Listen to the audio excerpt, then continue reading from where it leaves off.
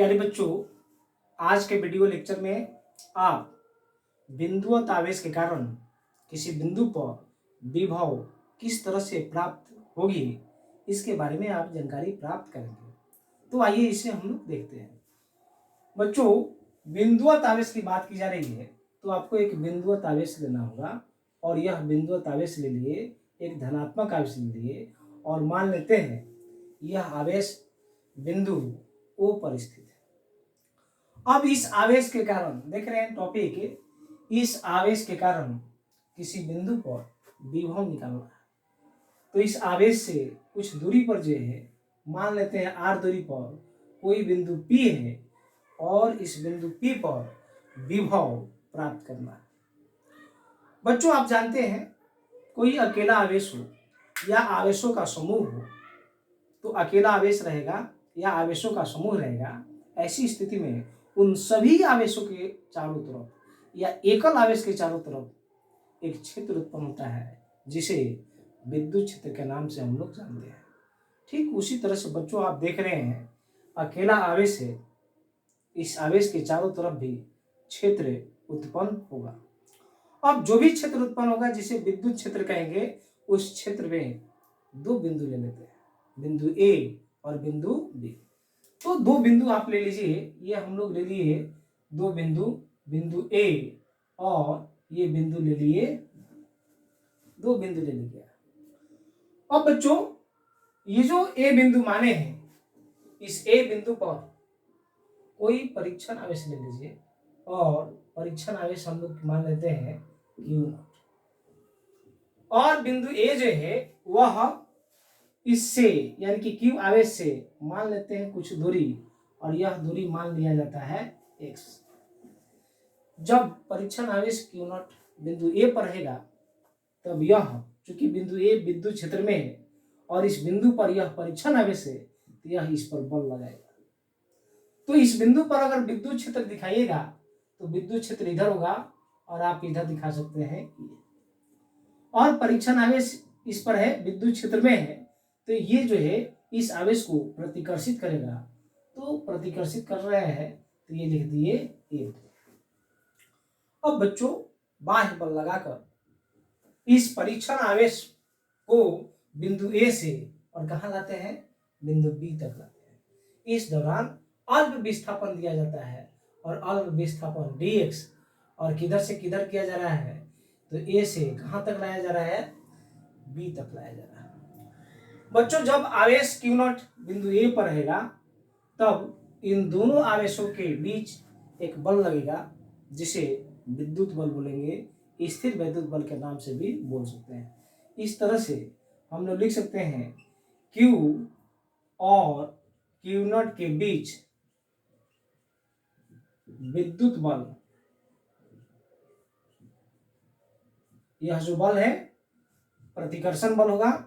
आप लिख सकते हैं 1/4 पाई एप्सिलॉन नॉट Q0। देख रहे हैं पहला आवेश यह होगा, दूसरा आवेश यह होगा, बाई बीच का दूरी कितना है, x है, यह हो जाएगा x²।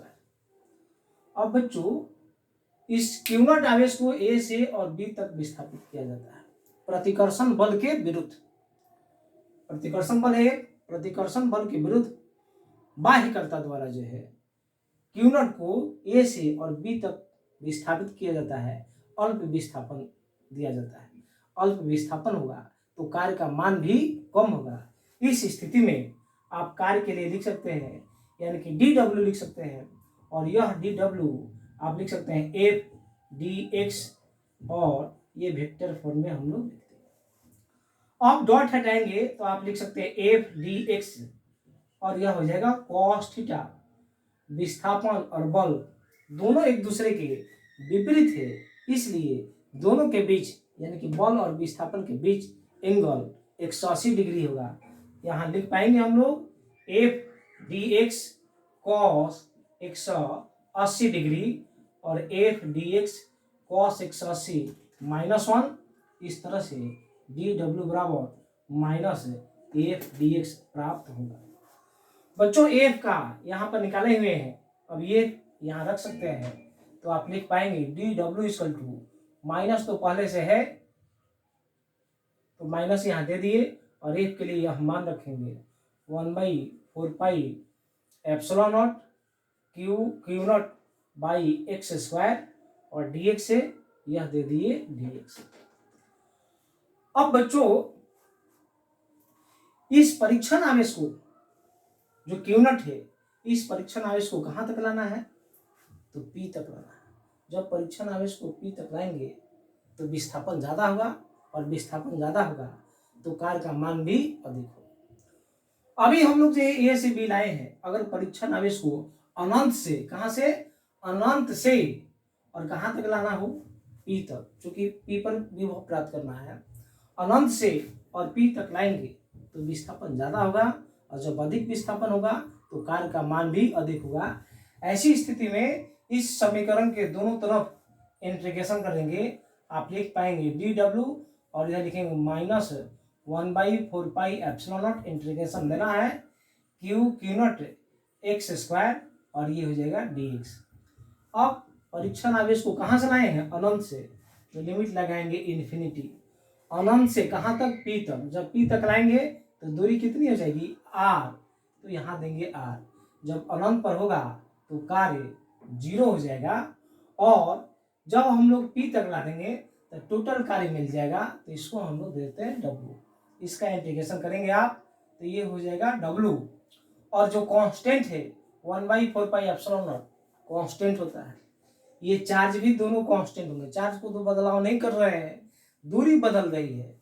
जो नियत है उसको इंटीग्रेशन से बाहर करेंगे, आप लिख सकते हैं क्यू नॉट और ये 4 एप्सिलॉन नॉट और इंटीग्रेशन इन्फिनिटी से लेकर r और ये 1/x स्क्वायर और इस तरफ हो जाएगा dx।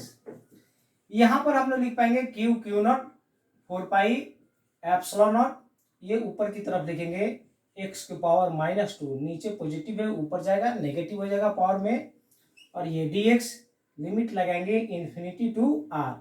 इसका इंटीग्रेशन करेंगे आप तो आप पाएंगे क्यू नॉट 4 एप्सिलॉन नॉट, पहले इसको लिख लिया जाए फिर इसका इंटीग्रेशन करेंगे -2 + 1 और -2 + 1, ये इंटीग्रेशन का फॉर्मूला है। फॉर्मूला होता है x की पावर n dx के लिए, तो लिखते हैं n+1/n+1। जब लिमिट नहीं रहेगा तो हम लोग +c देते हैं, यहाँ पर लिमिट है तो यहाँ लिमिट अगर दिया रहेगा तो +c हम लोग नहीं देंगे। इसी फॉर्मूला का यूज करके यहाँ काम कर रहे हैं। खैर इसको अभी लिखने की जरूरत नहीं है, तो यहाँ पर हम लोग ये दे दिए और लिमिट लगा देंगे आप इन्फिनिटी से लेकर कहाँ तक? r तक। ये क्यू नॉट 4 एप्सिलॉन नॉट और ये लिख पाएंगे x के पावर -1 और ये -1 और लिमिट लगाएंगे आप इन्फिनिटी से लेकर r तक। ये माइनस इसके साथ मल्टीप्लाई हो जाएगा तो ये पॉजिटिव हो जाएगा, तो आप लिख पाएंगे W = Q not 4 epsilon not x के पावर -1 और लिमिट लगाएंगे इन्फिनिटी टू r। x के पावर -1 को 1/x हम लोग लिख सकते हैं, तो आप लिख पाएंगे W = Q not 4 epsilon not और यहाँ पर हम लोग लिखेंगे 1/x, लिमिट लगाएंगे, इसको इस तरह से लिख देंगे, पावर में कुछ नहीं है तो 1, यहाँ 1 दीजिए चाहे नहीं दीजिए, 1 तो है ही, इन्फिनिटी से लेकर r तक। अपर लिमिट फिर हम लोग माइनस लोअर लिमिट रखेंगे, तो आप रख पाएंगे यहाँ पर क्यू नॉट 4 एप्सिलॉन नॉट और ये हो जाएगा 1/r -1/इन्फिनिटी। W = लिख पाएंगे Q not 4 epsilon not 1/r और 1 में इन्फिनिटी से डिवाइड करेंगे तो ये हो जाएगा 0। इस तरह से इसको थोड़ा सा अरेंज करके हम लोग लिख पाएंगे W = 1/4 epsilon not Q not r, ये वर्क आया है। लेकिन आपको क्या निकालना है? विभव। तो विभव के परिभाषा से यहाँ लिख सकते हैं, विभव के परिभाषा